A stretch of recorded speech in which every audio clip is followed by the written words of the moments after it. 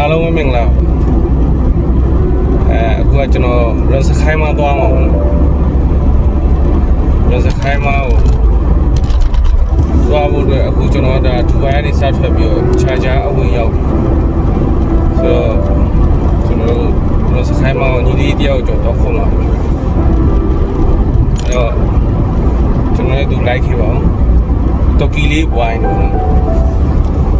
ကြောက်သေးကြောက်ပြင်းလာတယ်ကျွန်တော်အခုဗီဒီယိုပြောကြလေးရှိရတယ်ဗီဒီယိုလေးထားတော့ဒီနေ့လမ်းလေးနဲ့ရှင်းတော့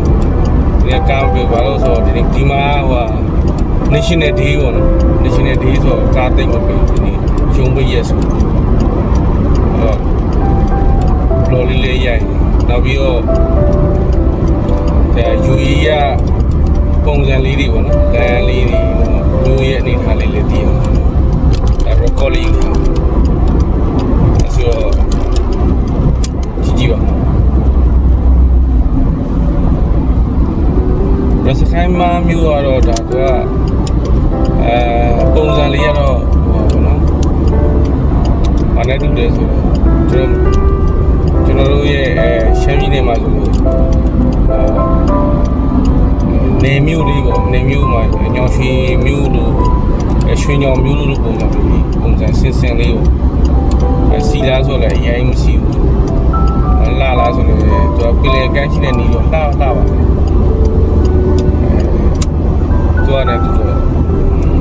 သူတဘာဝအတိုင်းတော့လှပါ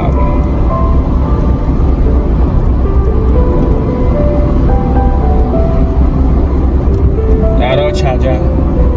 ဒါ UAE မျိုးတစ်မျိုးမှာပါတယ်ခြားကြဘာလို့ခြားကြတာကျွန်တော် E311 ပေါ့မောင်းအခုကဒီရဲ့လမ်းကတော့ E311 မှာသူက speed ကတော့120 limit ထိပေးရတယ်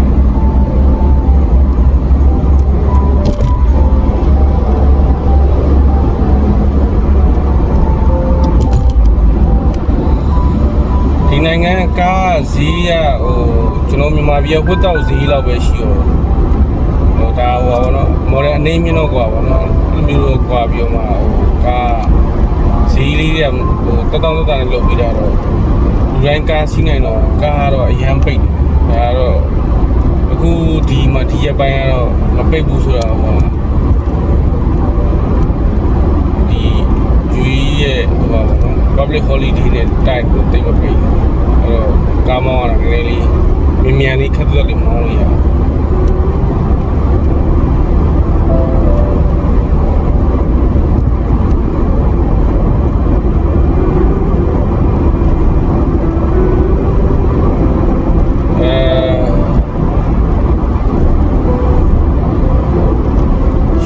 လိုင်စင်အကြောင်းကကျွန်တော်ရှိမှတော့နေပါတော့ပြောပြဘူးကားမောင်းတယ်ဒီမှာလည်းထပ်တော့ပြောရှိတယ် UAE လိုင်စင်ကိုတချို့တွေကဘာလို့အဲ့လဲဒီပေါ့နော်ကျွန်တော်မေးထားတာတွေရောရှိကျွန်တော်တချို့ကတော့အဲ့လိုစာနဲ့ပဲပြန်ပြီးတော့ပြောပြီးထားပါအများကြီးလည်းသူကပြောစရာလည်းသိမရှိဘူးခက်လားဆိုကိုယ့်ဘဝမူတည်ရဲ့အရာလုံးပါလေဒီလားနိုင်ငံခြားထွက်တာပဲဖြစ်ဖြစ်ပြည်တွင်းမှာပဲနေနေအရာလုံးကကိုယ်နဲ့ပဲသက်ဆိုင်တယ်ကိုယ့်ဘုံမူတွေကိုကစူးစမ်းရင်စူးစမ်းသလောက်ဖြစ်မှာပဲဒီခေတ်ကတော့စူးစမ်းရင်တော့ဘာမှမဆိုဖြစ်နိုင်တယ်လေကျွန်တော်လိုမျိုးစကားမပြောရင်မဆိုရတဲ့လူတယောက်တော့မှအခုကျွန်တော်စကားပြောတဲ့ဒီပြန်လည်မျှဝေတဲ့အလုပ်တော့ကျွန်တော်လုံးနေဒါအလုပ်တစ်ခုလို့ကျွန်တော်တတ်မှတ်တော့အလုပ်ပေါ့ဗျာအဲ့တော့ကျွန်တော်တီးတလောက်တက်တလောက်လေးတွေပြန်မျှဝေရပြီတဲ့ပြောလူတိုင်းကိုကျွန်တော်တီးလို့ကျွန်တော်တက်ထားတဲ့ဟာလေးတွေကျွန်တော်တီးစီရှင်တယ်ဘာလို့ဆိုကျွန်တော်လည်းဒါပဲတက်နေပတ်စံတွေလည်း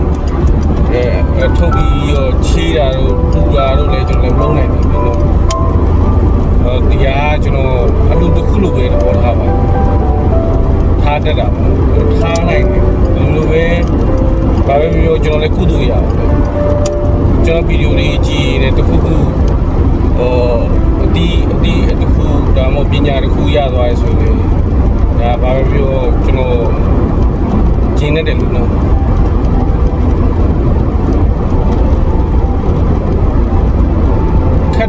နိုင်ငံမှာအလုံးချာတာအခုနောက်ပိုင်းတော့ခက်တယ်ဗျတော်တော်လေးခက်လာတယ်အလုံးစုံမြန်မာလူမျိုးတွေရတယ်ပြောရတာခက်တယ်ဗျအတီးခောက်ကဝင်နေတယ်ပို့ဆိုတာလာပြီးလို့ရှိရင်အလုပ်ကိုမလုံးနိုင်မလာတာကောင်းတယ်တကယ်မလုံးနိုင်မနဲ့မလာနဲ့ဘာလို့လဲဆိုတော့ကျွန်တော်ရှိမှအများကြီးပြောပြဘူးဗျပညာဝမ်းစာလို့လေအချိန်ပေးရမယ်ငွေကုန်မယ်ပေါ့နော်ခုတစ်ပြည့်နံပါတ်1ကတော့ငွေပေါ့ဗျငွေပြီးတော့အချိန်ပေါ့အချိန်နဲ့ငွေရအရေးကြီးဆုံးပဲဒီဟာတွေကအရင်ကြီးဆိုရင်ပဲလေကိုယ့်ပေါ်မှာမူတည်ကိုယ့်ရဲ့ပညာဝမ်းစာလည်းဘယ်လောက်ပြည့်ရဆိုလဲမူတည်တယ်အများကြီးစဉ်းစားပါတော့အဲ့တော့ကျွန်တော်ပြောပြချင်တာလာမယ်ဆိုရင်တုံးတိုက်ကြားကပါဘာဖြစ်မဖြစ်အောင်လုပ်မယ်ဆိုစိတ်မွေးနေမှာလာတာကောင်းလို့ကျွန်တော်ထင်တယ်လာတယ်ပြီးအရင်ပတ်စံပြန်တောင်းတယ်အလုပ်ကို PVC မချဘူးမဖြစ်နိုင်ဘူးပြီးတော့ကျွန်တော်လည်းခြာတာပဲလေကျွန်တော်လည်းနေတိုင်းတော့ခြာနေရပဲနေတိုင်းတော့တင်နေရပဲဆိုတော့အဲ့လိုပေါ့လေးတော့ပြောလို့မရဘူးကျွန်တော်ဒီဟာတွေဘာကြောင့်ထပ်ပြောပြနေအောင်ဆိုတော့ရားစီရှိတယ်ဗျာကိုမြန်မာလူတွေတည်မလားလူတိုင်းကိုကြားလိုက်လို့ရှိရင်ပြန်သွားတယ်အလုံးမရလို့ပြန်သွားတယ်ဆိုတာကျွန်တော်ကြားတော့မကြားချင်ဘူးဒါပေမဲ့တခုပြောရရင်ခင်ဗျားနဲ့တော့ဘာဆိုင်လဲပေါ့နော်ဘာမှတော့မဆိုင်ပါဘူးဒါပေမဲ့ဘယ်လိုပြောသူများဒီမှာရှိရဗျာဖားတွေဆိုဖားတို့အားတို့နန်းငယ်တို့ဆိုပြီးစီးလုံးတယ်ဗျသူကနဲ့သူစီးလို့သူကနဲ့သူတို့လင်းနေတယ်သူတို့အလုပ်တွေရှာပေးကြတယ်သူကနဲ့သူအလုပ်တွေအချူရသွားကြတယ်ကျွန်တော်မျိုးမှလို့များမလို့မရှာပေးတဲ့ဖြစ်တင်မလားရှာပေးနေ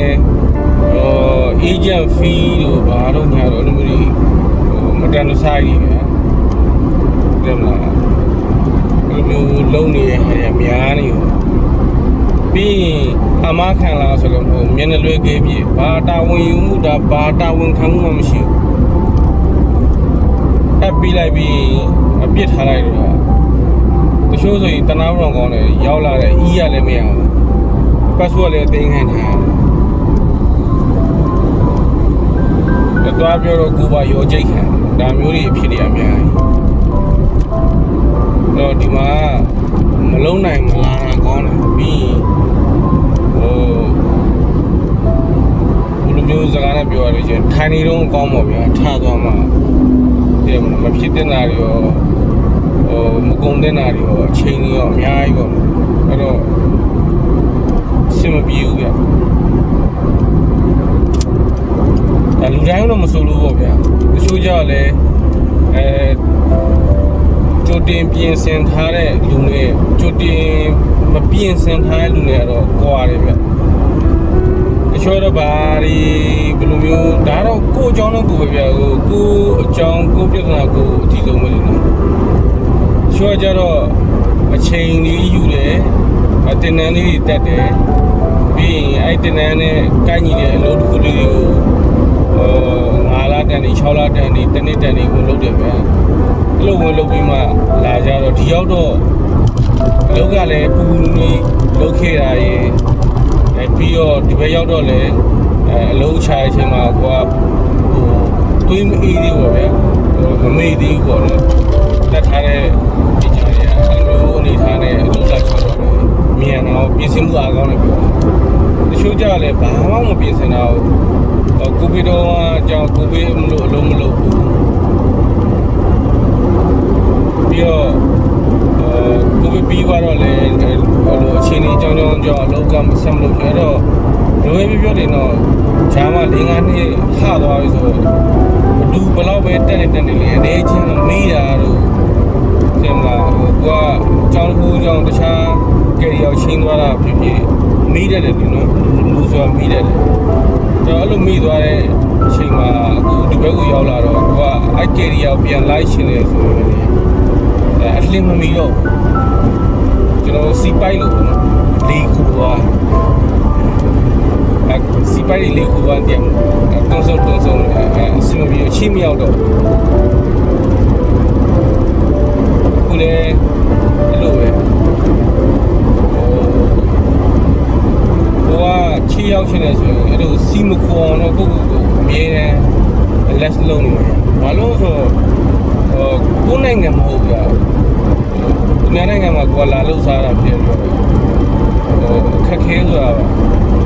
လွယ်လေးမစင်စားတာနဲ့လွယ်လေးအထင်လေးနဲ့ပေါ့နော်တချို့တငယ်ချင်းတွေတော့အဆင်ပြေတယ်ဒီလူတွေတော့အဆင်ပြေတယ်သူ့လောက်တော့အဆင်ပြေသေးရဆိုတဲ့ဟာသူ့ဟာနဲ့သူတော့သူ့ကိုယ်နဲ့သူ့ဆိုင်ကတော့ရှိအောင်ပဲတယောက်နဲ့တယောက်ပဲတူတယ်နော်ဘလို့တူနေလဲဒုက္ခရောက်တဲ့လူတွေပဲရှိမှာဆင်းရဲလူပဲရှိမှာအဲ့တော့ကျွန်တော်တို့ဘာလို့ပြောရှင်လဲဆိုတော့ကိုပြည်တွင်းမှာရှိတဲ့ကိုကနိုင်ငံခြားထွက်မယ်ဆိုရင်ပြင်ဆင်မှုအားကောင်းကောင်းလေးလုပ်ဖို့လိုတယ်လို့ကျွန်တော်တို့ပြောရှင်ကျွန်တော်လည်းပြင်ဆင်ခဲ့ရအောင်ကျွန်တော်ဆိုတစ်နှစ်နီးပါးလောက်ပြင်ဆင်ပြီးတော့လာဒါတော့မှကျွန်တော်ကလိပတ်မလေးပြီးရင်ကျွန်တော်ဆိုဘက်ပေါင်းဆောင်အတွက်ငါဒီနေရာမှာဒါလုပ်လို့မရဘူးဆိုရင်နောက်ထပ်ဘာလုပ်လို့ရအောင်ကျွန်တော်အခုချိန်ကြီးကျွန်တော်မှအဲ့လိုဝေးနေများဝေးဆိုတော့ကျွန်တော်တစ်ခုမဟုတ်တစ်ခုကျွန်တော်ရအောင်လုပ်ကျွန်တော်ဒီတိုင်းတော့ခိုင်မနေတော့ဘူးဘာလို့ဆိုကျွန်တော်ဒါကျွန်တော်ကိုရည်သွေးပြောပြကျွန်တော်လုပ်တဲ့ကျွန်တော်သွားတဲ့လမ်းစဉ်ပြောပြရှုပ်လူငယ်တဲ့ကျွန်တော်နဲ့တွေ့လို့ကျွန်တော်နဲ့စကားပြောလို့ရှိရင်ကိုကြီးကတော့ဟုတ်တာပေါ့ကိုကြီးအတွေ့အကြုံများနေပြီလေမဟုတ်ဘူးအဲ့အတွေ့အကြုံတွေကကျွန်တော်သင်ခန်းစာပေးခဲ့တဲ့ဟာတွေအများကြီးဟာဘူးရှိမကားကြုံချီနေပဲအဲ့လိုပေါ့ဗျာစကားပြတ်တော့ sorry ဘာမှမသွားရင်းနဲ့ဆိုအဲ့လိုကိုကဖြစ်ရှင်စိတ်ကပဲများနေပြီးတော့စိတ်ကူးလေးပဲရှင်နေပြီးတော့မရောက်ဗျအဲ့ဒီစိတ်ကူးလေးအတွေးတွေကိုအိမ်မက်တွေကိုအကောင့်တွေပေါ်ဖို့ကြတော့ကိုကလက်တွေ့ဆံပါရလက်တွေ့မဆံဘူးလက်တွေ့ကြလိုက်ပြီးတော့မလုံးနိုင်ဘူးဆိုလို့ရှိရင်ကြာတော့ဘာဖြစ်ဆိုအတွေးထဲမှာပဲအီလေးလေးနဲ့ဘာဖြစ်လို့ဆိုဘာမှလည်းမဖြစ်လာသလိုကိုစိတ်ပင်ပန်းလာဘူးတောင်တွေးမြောက်တွေးနဲ့အိမ်မရဘူးအိမ်မပြောအတွေးတွေများမယ်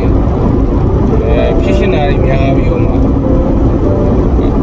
အဲ့ဒီဟာကိုကျွန်တော်လည်းဖြစ်ကျွန်တော်ဆိုရင်ဖြစ်ရှင်တာတွေအများကြီးအခုထိလည်းရှိရကျွန်တော်အဲ့စိတ်ကိုဗျာများခေါ်မလားပေါ့နော်ဒါပေမဲ့ကျွန်တော်အခုဘာလုပ်လဲဆိုတော့အဲ့ဟာတွေကိုကျွန်တော်ကချရေးထားလိုက်တယ်ပြီးတော့ကျွန်တော်တခုချင်းစီကောင်းတယ်ပေါ့လေဖြည်းဖြည်းချင်းသွားတယ်ဘာလို့ကျွန်တော်တို့ကပတ်ဆက်ရှိတဲ့အတိုင်းဝါလည်းမဟုတ်ဘူးလေလိုပြောလဲကျွန်တော်ဆိုရင်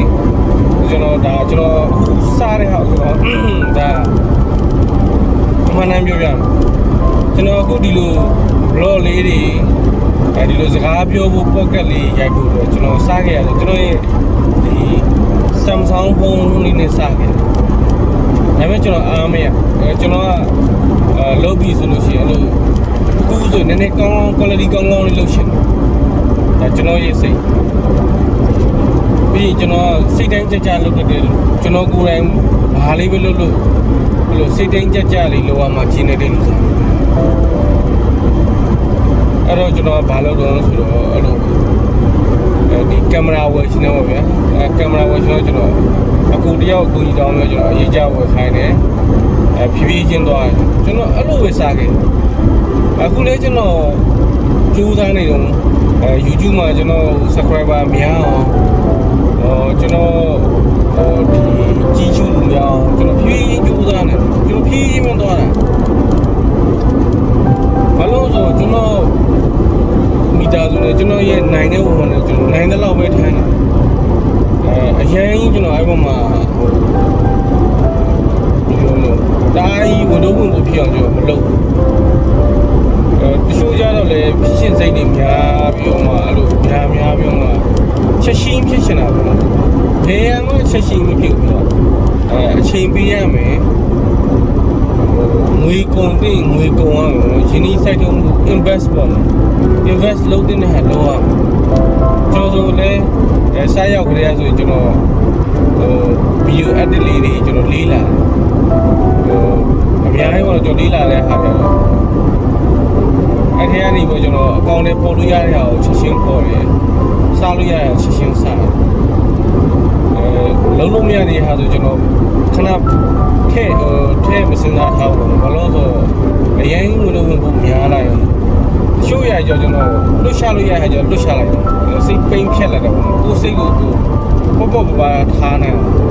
အရင်ဆုံးကျွန်တော်လေ့ကျင့်ကျွန်တော်စားဒီယူရောက်တော့ဆိုအလောက်ကချက်ချင်းမရောက်ဘူးမရတော့ထင်းတလားဆိုလဲဒီလို omicron တွေဘာတွေငိုင်းနေဆိုတော့အလုပ်တွေကဖွင့်တာတော့ပြန်ပိတ်လိုက်ရတာတော့ဒီလိုပေါ့ဗျာလို့အခက်ခဲလေးရှိအောင်ဆိုလို့ရှိရင်ကျွန်တော်ကမလုပ်လဲဆိုတော့ interview ကလည်းကောင်းကောင်းမရဘူးเนาะနောက်ပြီးကျွန်တော်ရဲ့ CV ပေါင်းရဲ့ error အကြောင်းလေးပါတယ်အဲ့တော့ကျွန်တော်မလုပ်ရလဲဆိုကိုယ်စိတ်ကိုလောလောဆယ်ဘယ်လိုပြောလဲ reset ပေါ့နော် reset ချရတယ်အဲ့လိုခဏနားပြီးရကျွန်တော်ပါနေလိုက်အဲ့တလားအရင်ကျွန်တော်အရင်စိတ်ကိုအဲ့ပုံမှာလုပ်တယ်ဗျာကျွန်တော်မှ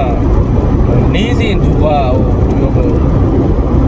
လောရမယ့်အလုပ်တွေပြီးမြောင်းမယ့်အလုပ်တွေကျွန်တော်မှရှိကျွန်တော် plan ရှိရပါကျွန်တော်တနည်းစာ plan ရှိကျွန်တော်အဲ့ရဟာလို့ကျွန်တော်ပြီးအောင်တယ်ကျန်တာတော့ကျွန်တော်တိတ်မစင်စားဘူးကျွန်တော်တနည်းစာကိုကျွန်တော်ကအကောင်းဆုံးပဲဖြတ်တတ်တယ်တနည်းစာကိုပဲကျွန်တော်ပြီးမြောင်းလုပ်တယ်နောက်တနေ့အတွက်ကိုကျွန်တော်plan တော့ထားတယ်ဘာလို့လဲဆိုတော့လူဆိုတာတနည်းနဲ့တနည်းပဲ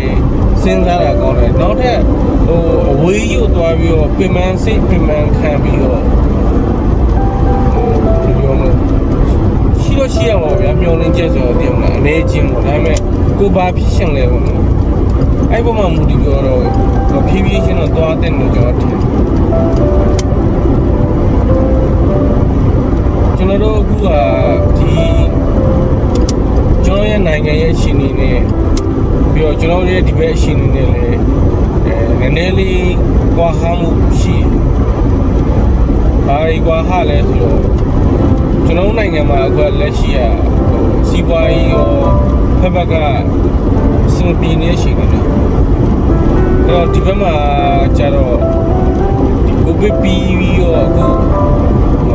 အလုပ်တွေကအကုန်လုံးပြန်ပြီးတော့မှပုံမှန်လေပတ်နေပြီလေသူတို့မှလည်းအဲ့လို operation တွေ smooth ဖြစ်အောင်အကုန်လုံးပြန်ပြီးတော့မှလုပ်ငန်းတွေလေပတ်တချို့ဆိုရင်ပြန်ပြီးအောင်ဒီတစ်နှစ်တွင်တော့တဲ့လုပ်ငန်းတွေကိုတိုးချဲတာတော့ပေါ့ဖြစ်နေပြီဆိုတော့ဒါတစ်နှစ်ဟိုတိုးတက်မှုလုံးကတော့ဒီလိုနိုင်ငံတွေကတော့အရန်မြန်တာပေါ့ဗျာအဲ့တော့ဘာဖြစ်လဲဆိုတော့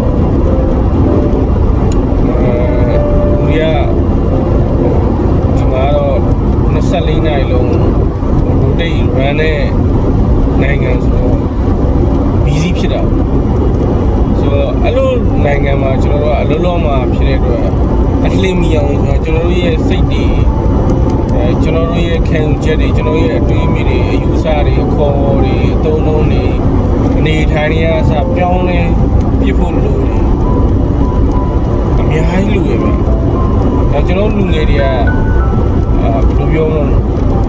နိုင်ငံခြားရောက်ပြီဆိုရင်သူတို့ကလွတ်ထွက်ကုန်တာလို့ကျွန်တော်မြင်တယ်နော်ဘာလို့ဆိုတော့အခုမှလည်းဟိုနိုင်ငံရေးအကြောင်းကျွန်တော်နိုင်ငံရဲ့ဟိုအဆင်မပြေမှုကြောင့်ပါဗျာ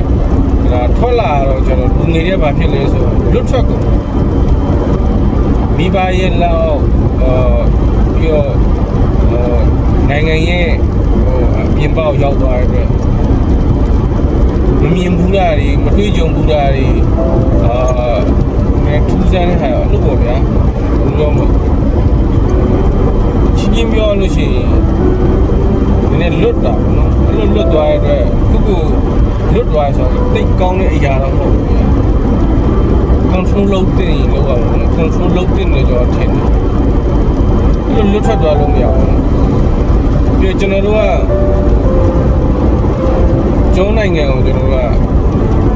လိုပဲပြောနေတယ်တရှင်ကြရအကောင်က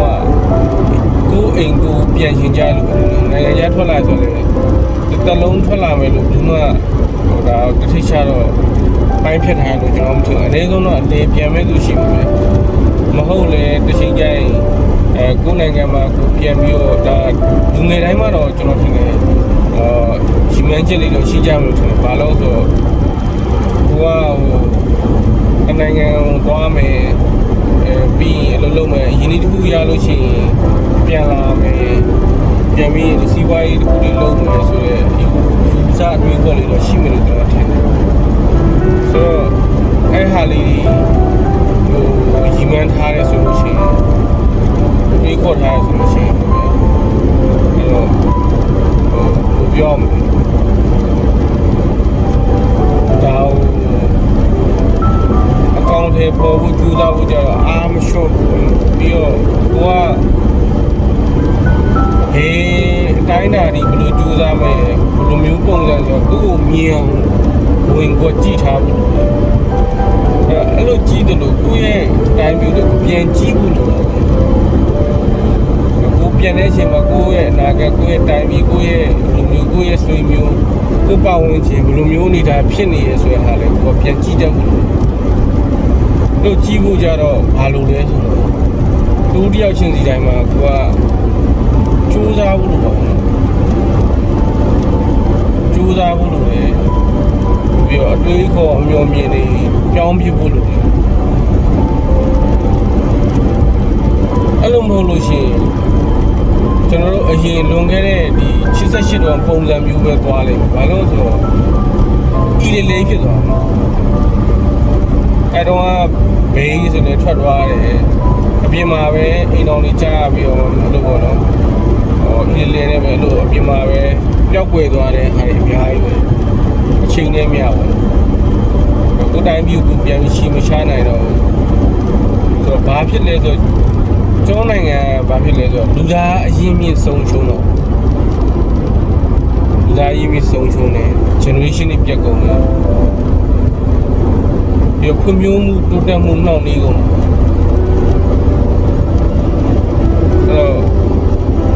တယောက်ချင်းစီတဲ့ကိုကပြန်ပြီးတော့မှကြည့်မှရပြစ်ထားလို့မရဘူးကိုကနိုင်ငံထွက်လာပြီဆိုပြီးတော့လွတ်သွားပြီဆိုပြီးတော့လူဝဲတူတူတွေတော့ကိုကဒီမွေးဒီနိုင်ငံမှာမွေးဒီနိုင်ငံမှာကြီးဒီနိုင်ငံမှာပဲကိုကကြီးပြင်းလာကိုလူမျိုးကိုတိုင်းပြည်ကိုနာကကိုရဲ့မျိုးကိုချစ်မှရကျွန်တော်တို့ဒါကိုကျွန်တော်ဟိုချစ်တဲ့စိတ်နဲ့ပေါ့နော်အခုဆိုရင်ကျွန်တော်မြင်နေတွေ့နေရတာတွေကတိတ်အားရကျင်နေစရာတခုမှမရှိဘူးမြန်မာလို့ပြောရင်ကျွန်တော်တို့သတိနဲ့မထွေးတော့အောင်ကတော့ချိုးရဆိုရင်အဲ့လိုဘဝမျိုးတော့ကျွန်တော်တို့အခုကလက်ရှိရောက်ခံနေနေအလုပ်တွေကိုပုံမှန်မလုပ်ဘူးရောက်လာတယ်ပေါက်ပြ40လုပ်တယ်ပြီးလို့ရှိရင်အလုပ်ကိုလက်ကြောတဲ့အောင်မလုပ်ဘူးခဏလေးထွက်တယ်ဟိုပြောင်းဒီပြောင်းအခုဆိုမြန်မာနိုင်ငံသား CB ဆိုရင်တချို့ကုမ္ပဏီကြီးတော့မကြီးတော့တချို့စားတောက်ဆိုင်တွေဆိုမြန်မာဆို CB ကို reject ထဲတာများနေအဲ့တော့အလုံးမရဘူးဆိုတာအလုံးမရဘူးအလုံး6တယ်အလုံးမခေါ်တော့ဘူးအလုံးမရတော့ဆိုတာအဲ့လိုပေါက်ကရ40လုံးတဲ့လူတွေရှိနေလို့မရအရင်တော့ဒီ UAE မှာဆိုလို့ရှိရင်မြန်မာဆိုရင်ခေါ်ရှင်လုံးမှာဟိုမြန်မာဆိုတာအတန်းကြရင်ပေးအလုပ်ရှိတာလို့တန်းပေးရတာအခုကမြန်မာဆိုရင်တို့ကလိုချင်လောက်အောင်ဖြစ်နေအ အဲ့လိုနေထားရအောင်ဒီ2နှစ်3နှစ်အတွင်းမှာအဲ့လိုဖြစ်သွားရဆိုစဉ်းစားကြည့်အလုံးမရဘူးဘယ်လိုပြောမလဲအလုံးမရဘူးဆိုတာအဲ့လိုဗျာကြိုးစားလို့တော့မဟုတ်ဘူးကြိုးစားကြရတယ်ဒါပေမဲ့အဖက်တွေကများလာတော့များလာအဲ့လိုရှေးလူနောက်လူမကြည့်ပဲဒီကောင်းဆန်တဲ့လုံးရက်တွေကြောင့်တဲ့မလားတိုင်းပြီးရောလူမျိုးရောဘဒုမှကြည့်ပဲတဲ့တဘူလေးကြီးတဲ့လူတွေကြောင့်ကျွန်တော်တွေကအခုကရှိနေလေအလောက်ကောင်းလုံးမလုံးနေလေအထင်သေးမြင်သေးငကောမှရစရာမရှိအောင်အထင်မြင်သေးနေပါဆိုတော့အခုကပိုသေးတာပေါ့ဗျာပြောမလားမင်္ဂလိတွေဆိုလည်းအခုအချို့တိုင်းတစ်ပါးတွေလက်တဲ့ဆန်းချင်တာအကုန်လုံးမြင်သွားတော့အကုန်လုံးကိုအဲ့ပုံစံတိုင်းပဲမြင်တော့ယောက်ျားလေးဆိုလည်းအဲ့လိုပုံစံမြင်ဒီကောင်လေးဒီလိုပါပဲကွာဆိုပြီးဘလောက်ကောင်းနေဘလောက်ပဲကွာဖြောင်းမအောင်နေမြန်မာလို့ပြောလိုက်တာနဲ့အကုန်လုံးအဲ့လိုမြင်သွားတဲ့ထဲမှာပါသွားတယ်အဲ့တော့ဘာလုပ်ဖို့လိုလဲဆိုလာလို့ချင်းကိုချင်းတရားကောင်းကောင်းနဲ့ယူသားဖြောင်းမှန်းစွာနဲ့နေထိုင်မှုလိုတော့ဗျာဘယ်နိုင်ငံပဲရောက်ကျွန်တော်ဒီနိုင်ငံတနိုင်ငံတော့ပြောနေမှာပြည်ပရောက်မြန်မာလူမျိုးတိုင်းကိုကျွန်တော်စိတ်ဆိုးလို့ပဲဖြစ်ချစ်လို့ပဲဖြစ်ပို့ရင်လည်းကျွန်တော်ကွန်မန့်မှာလာမန်းလို့ရလာဆွေးနွေးလို့ရကျွန်တော်ဒီနေ့သွားနေအခုကင်မရာအားရှိတော့ကျွန်တော်ရိုက်အဲ့တော့ကျွန်တော်ပြောချင်တယ်ကျွန်တော်ပြောမှာပဲရောက်ရနေရကျွန်တော်အကုန်ပြောမှာဘာလို့ဆိုမပြောလို့မရတော့ဘူးဗျာကျွန်တော်မြန်မာလူမျိုးတွေကစီးမဲ့ကံမျိုးဖြစ်တယ်ဗျယမ်းမလားတကယ်ဗျယမ်းမလား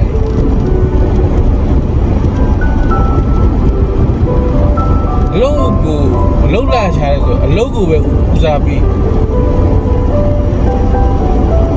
ကိုယ်ကဘောပေါပန်း40လို့ဘာဒီလုပ်မလဲမသိဘူး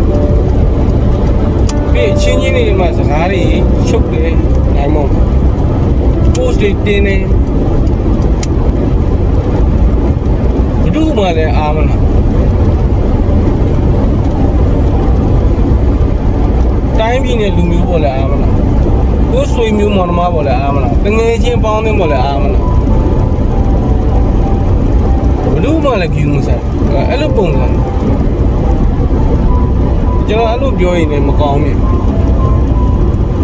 အဲ့အရေးမကြီးဘူးနောက်တက်လာမယ့် generation တွေငဲရမှာနောက်ကောမှကျွန်တော်လူကြီးတွေစောက်တုံးမကြလို့မှတိုင်းပြည်ကအမှအဖက်ဖက်ကခြုံကြနေရှိ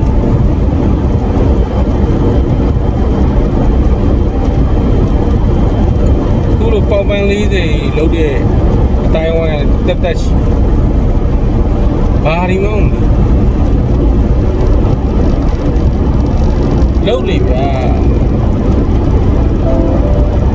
ကိုယ့်ကိုတုံးတဲ့ကြတယ်ပြောရင်လည်းမန်းအောင်ပါလာပြောရင်လည်းစခိုင်းမောက်ရောက်ဒီတော့မောလာစခိုင်းမောက်ရောက်ဒီအဝင်လာရောက်လောက်တော့မြင်တနိုင်ဝတော့မောနေတယ်ရောက်အော်စခိုင်းမောက်မကွယ်ရရောကဲပြောလိုက်ဘောတယ်ဗျာနော်ကျွန်တော်စားတော့တော့ပိုကတ်အီးစီစီအိမ်မှာထိုင်ပြီးပြောမှုကျွန်တော်လည်းမတောင်းတော့လည်းပြောကျွန်တော်လည်းဒီလိုငေါမှအဆင်ပြေရဆိုအဲ့တော့ကူဗျာအလုံးရနေလူကလည်းကိုယ်လိုထဲမှာလိုအပ်ချက်လေးလူလေးပါလေးလိုတယ်ဆိုရင်လည်းခေါ်ပေးလိုက်ကြဗျာ ကျွန်တော်ကိုနီးစက်ရလူလေးတွေကိုဘာမှကျိုးဆောင်ကမယူဘဲနဲ့ကိုကြီးလူရလည်းကိုကြီးဝိုင်းဝန်းပြီးတော့ဒီလိုစီစီလုံးလုံးလေးတက်တက်ဝန်းဝန်းလေးပေါ့ကျွန်တော်ကတော့အဲ့လိုဖြစ်စေချင်ဘယ်နိုင်ငံရောက်ရောက်လို့ဘယ်နိုင်ငံသားပဲဘယ်နိုင်ငံပဲရောက်ရောက်ကျွန်တော်အဲ့လိုဖြစ်စေချင်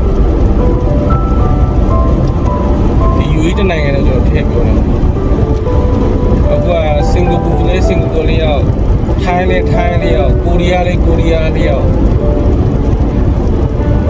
သွားနေကြတဲ့နိုင်ငံတိုင်းနိုင်ငံတိုင်းပေါ့ဗျာဆိုတော့အားလုံးစီစီလုံးလုံးနဲ့ပါဝင်ကြရင်စီစီလုံးနဲ့လောက်ကန်ကြလို့ရှိရင်အဆင်ပြေပါတယ်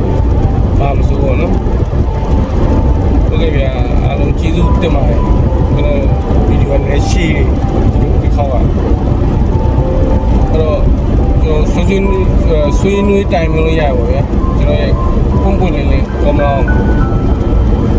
အားလုံးကျေးဇူးအများကြီးတင်ပါတယ်